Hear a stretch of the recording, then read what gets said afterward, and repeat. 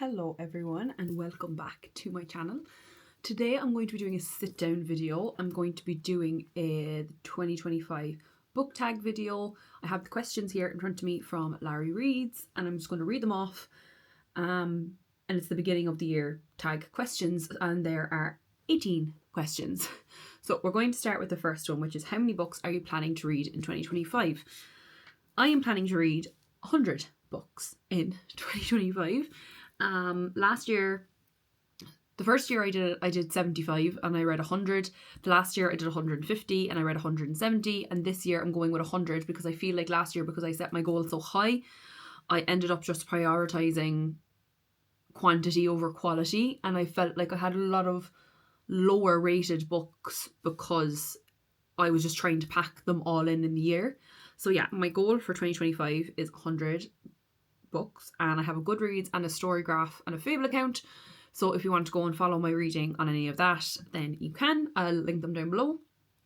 A book you'll likely reread this year: Boys of Tommen, Binding and Keeping 13 specifically, because I've gotten the indie covers and the American editions and I want to annotate my American editions, so I'm super excited for that. So they will definitely be a reread in 2025. Number 3 is a priority read on your 2025 TBR.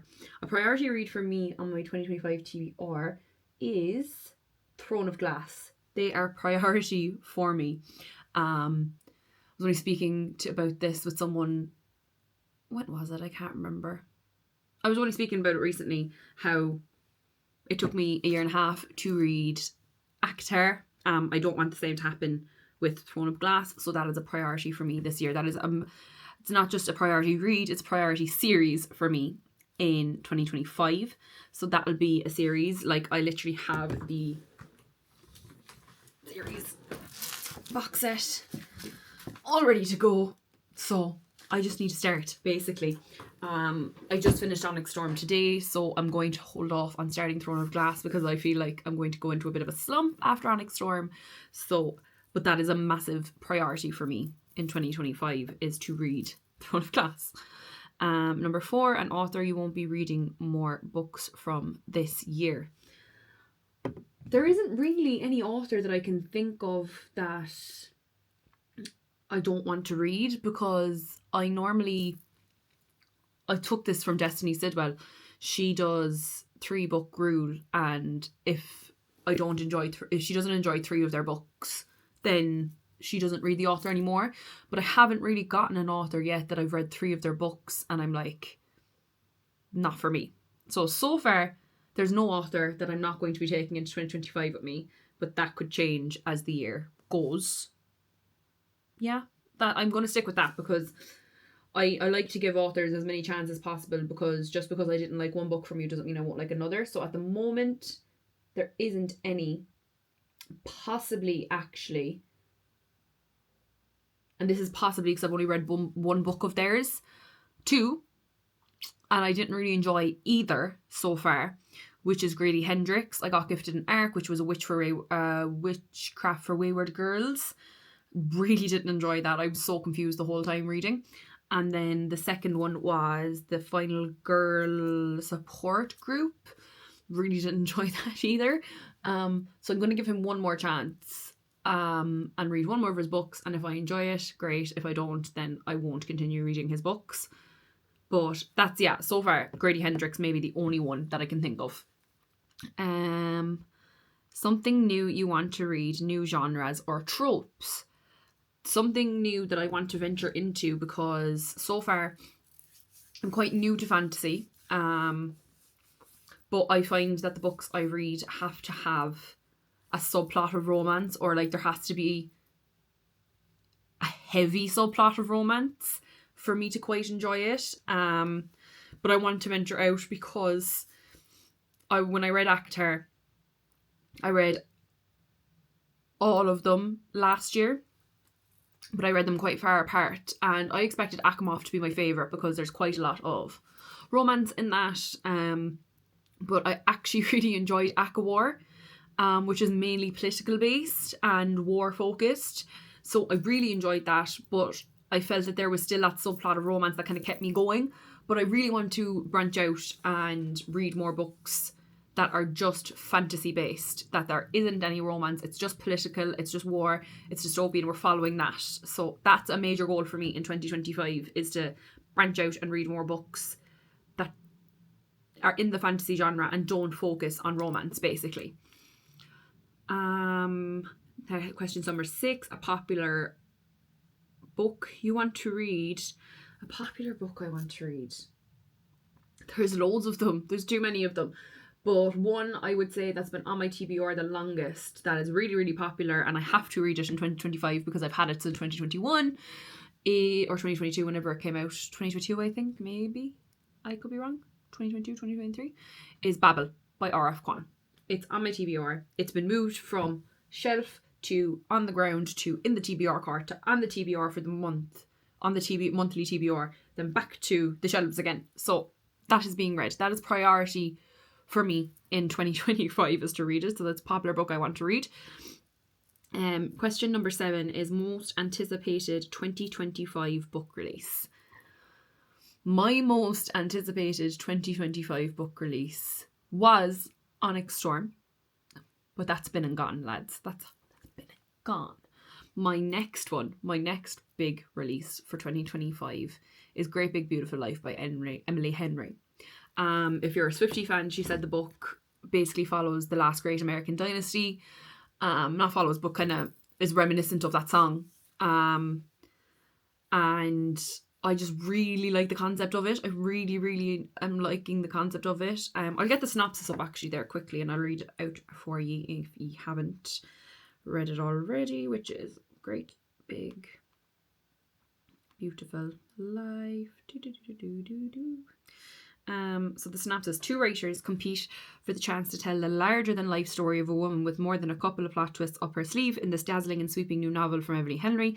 Alice Scott is an eternal optimist, still dreaming of her big writing break. Hayden Anderson is a Pulitzer Prize-winning human thundercloud, and they're both on balmy little Crescent Island for the same reason: to write the biography of a woman who no one has seen in years, or at least to meet with the octogenarian who claims to be the Margaret Ives, tragic heiress, former tabloid princess, and daughter of one of the most storied and scandalous families of the 20th century. When Margaret invites them both for a 1-month trial period, after which she'll choose the person who will tell her story, there are 3 things keeping Alice's head in the game. 1, Alice genuinely likes people, which means people usually like Alice, and she has a whole month to win the legendary woman over. 2, she's ready for this job and the chance to impress her perennially unimpressed family with a serious publication. 3, Hayden Anderson, who should have no reason to be concerned about losing this book, is glowering at her in a shaken to a core way that suggests he sees her as competition. The problem in Margaret is only giving each of them pieces of the story, pieces they can't swap to put together because of an ironclad NDA and an inconvenient yearning pulsing between them every time they're in the same room, and it's become abundantly clear that their story, just like the tale of Margaret spinning, could be a mystery tragedy or a love ballad depending on who's telling it. And that is the cover, lads. It's absolutely stunning.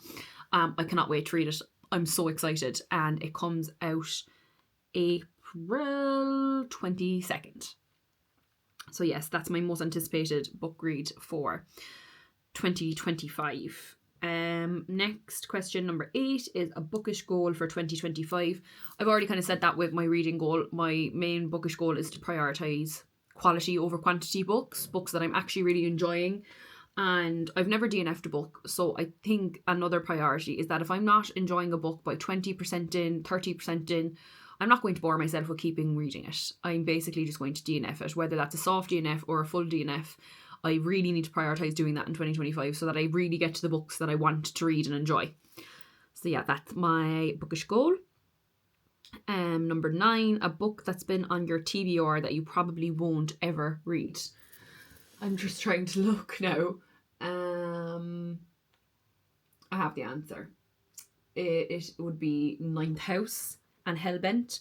I have the 2 of them. I bought the 2 of them. I even bought a special edition of Ninth House. That's when I was really like starting reading, and like every book, just I had to have my hands on every book. But I've never ever went to pick it up. I've never wanted to pick it up, and it's just sitting there. I don't know where it even is in my room right now. because that's how long it's been there. I just don't know where it is. But I don't think I'll ever read it, to be honest. I've heard it's very hard to get into, and I'm not about that life. So yeah, that's a book that I'll probably never read. That's on my TBR. 10, a series you want to read this year. I've already said Throne of Glass for a priority read on your TBR, so I won't say that for this question. I'm actually going to say Harry Potter. A series that I want to read this year is Harry Potter. I've never read it. I've watched all the movies. I've grown up watching the Harry Potter movies. I don't know how I haven't read the books at this point, but that's a priority. That's a goal for me, a series to read in 2025 is all the Harry Potters. And I might do a reading vlog on it actually. Number 11, your auto by authors going into 2025. So the authors that I'm going into 2025 with on the brain that are auto buys would be Emily Henry, Elsie Silver, Lila Sage, Lila Sage, Hannah Grace, Chloe Walsh. I'm looking at my shelves to see if I'm missing anyone.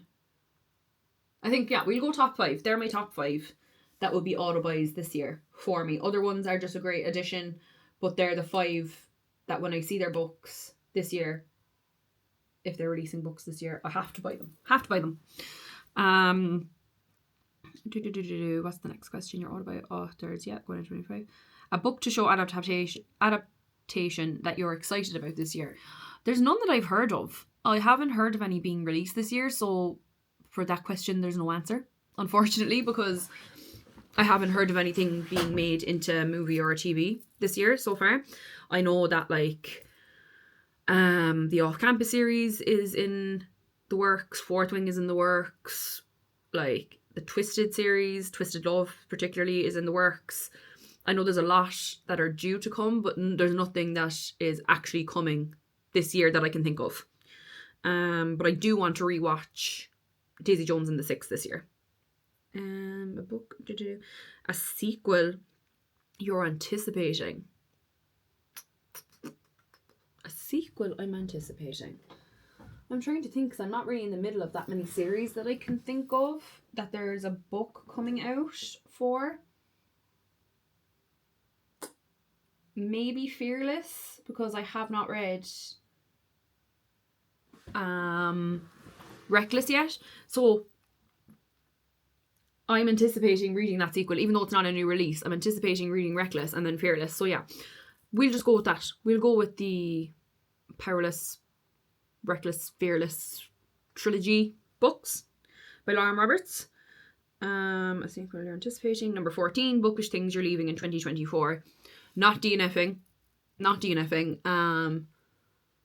Only prioritizing books to reach my goal, not books that I actually want to read, and also not pushing off books because they're highly anticipated for me and putting them off until like normally, I think I've said this in a video before, let's say I'll take Emily Henry for example. Funny Story released this year, but I have not read Funny Story because I'm waiting for Great Big Beautiful Life to come out, so that I always kind of have a book on deck of theirs. But I need to stop doing that, and I just need to read their books when they come out, basically. Because I read Onyx Storm, which only came out this week, and it was a great experience just reading it along with other people that were reading it, rather than reading it months after and end up maybe getting it spoiled. So I think I'm going to implement that to do that from now on. What to expect from this account? I'm still very new and I'm still think I'm kind of finding my way, but I think what to expect is just a lot of book content, a lot of fun, and just a lot of documenting my life and what's going on, because I want to be able to look back in a few years' time and see like how my account has grown over the years, how my friendship has grown over the years, how my relationship with my boyfriend or my family has grown over the years. I want to be able to kind of have a diary of that and document that, because I'm in my early 20s and I just want to live it up in my 20s and enjoy myself, which I am doing thus far, but now I'm documenting it, so it'll be even more fun. How has your reading taste evolved from last year? I think my reading taste has evolved because I think I read a lot of thrillers last year and a lot of mystery and romance and very little fantasy until towards the latter half of the year, which I feel like I just want to continue with fantasy. I feel like I've graduated from just reading mysteries and thrillers and romance, and I've brought fantasy into the fold now, which is really, really fun. Number 17, booktube creators who inspire you. The booktube creators who inspire me, the list will always stay the same. Destiny Sidwell and Sarah Crowley, that's where it all started for me. And then I found Rachel Catherine as well, absolutely amazing. Larry Reads, Olivia Reads a Latte, Hayley Pham. Those are the 6 that are constantly on repeat. Some newer ones then are Raven-Haired Reader, Megan Carotti, I think is her surname. I'm sorry if I butchered that, but I will link all these accounts down below. They're the 8 that are constantly on repeat for me. I'll go back and watch their old videos. I stockpile their new videos so that I have more content to watch from them. I just absolutely love them. They're the accounts that inspire me wholeheartedly. They're the ones. 18. Something he wanted to say to anyone wanting to start a bookish account. It's probably a tale as old as time, but just do it. Just take the plunge. Like, there's nothing been more terrifying than setting up this camera and sitting in front of it and talking to you and having to like navigate doing that, because it's weird. Like, it's something I've always wanted to do, whether it be through any of the hobbies I've ever had, which has been like makeup, reading, fitness. Like, they were all things that I was like, I'd love if I was just confident enough to do it. And books have been the one thing that has just kind of stayed. Yeah, I still do fitness, I still do like my makeup and stuff like that, I still enjoy all those things, but the one thing that has stayed for the last 4 years has been reading. And I took the plunge on Bookstagram. It'll be 3 years now in July. I took the plunge to make Bookstagram. It'll be 2 years. It's a year and a month since December when I started doing Book Talk, and it's been a month since I started doing YouTube. But I honestly have never been happier just documenting my life for you guys. So like, honestly, just pick up the camera. It doesn't matter if it's a fancy camera, not a fancy camera, your phone, iPad, like whatever it is, just get your content out there. I think I know Larry Rees has said that in her book video, but just do what you can and post the content that makes you happy. Because if you're posting content that makes you happy, other people will see that and they'll love your channel. But yeah, that's all the questions. I hope you enjoyed this video. I hope you got something out of it. All the books I've mentioned, I'll link them, but I'll name them below. And all the creators that I mentioned, I'll also link their accounts below for where you can find them. And tag me if you happen to do it. I'll link the questions down below as well. I'll put them in the description so that you can take the questions to make your own videos if you want. And I hope to see you guys in the next one.